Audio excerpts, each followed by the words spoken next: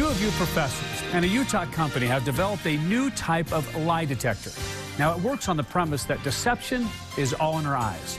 Tonight, we show you how EyeDetect works and how it's about to be used here in Utah. The more truthful you appear, the less likely a lie will be detected. Carolyn Glasser is about to take on a new kind of lie detector. Good luck. She selects a number between 2 and 9 and doesn't tell anyone.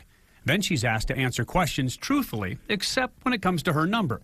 That's when she's supposed to lie. 8 was not the number that I picked. As she tells the truth and tells that little lie, her eyes are being carefully analyzed. All that information is captured by the eye tracker, this infrared device here. 2 is the number that I picked. And after a couple of minutes, she's done. We'll pull up the report.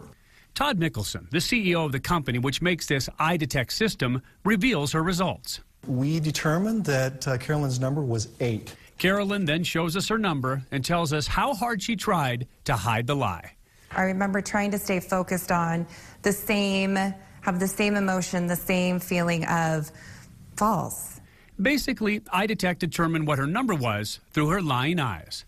Lying is more difficult than telling the truth, and so because it's more difficult, you're going to see increases in pupil size. U of U educational psychology professor Dr. John Kircher helped develop the technology behind EyeDetect. When you have a stimulus that's perceived as a threat, your pupil dilates there as well.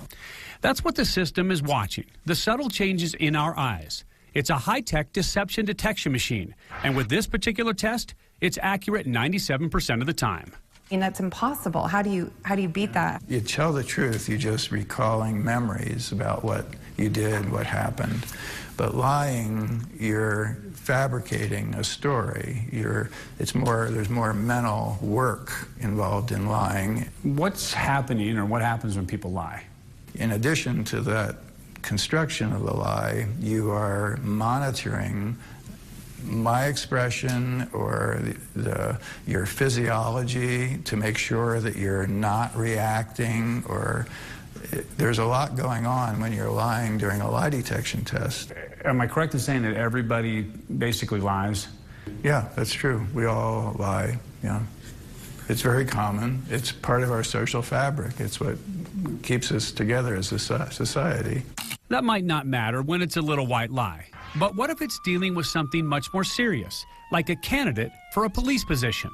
We purchased it to start using it with our new recruit hiring classes. The Salt Lake City Police Department now has an EyeDetect system and has plans to put it into play at the end of November. We hope that it'll be very valuable for the police department. Lieutenant Lamar Ewell recently went through a demonstration like this.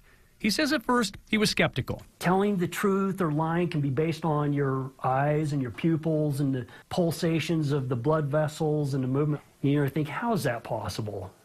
But after watching it spot the lie time after time, he became a believer. And this tool is very impressive in delving into those aspects of their lives that maybe they weren't quite as truthful with on their application process. And now the 30-year police veteran believes EyeDetect will help Salt Lake City Police weed out questionable candidates, which he says is good for the department and good for the public. And we think that we will have a better screen candidate who will be a better employee for the department for years to come. Now, U.S. law prohibits private companies from using lie detectors for jobs, but law enforcement and government agencies can use them. For more information on the technology and more on how to spot a liar on your own without any type of machine, check out this story at goodforutah.com.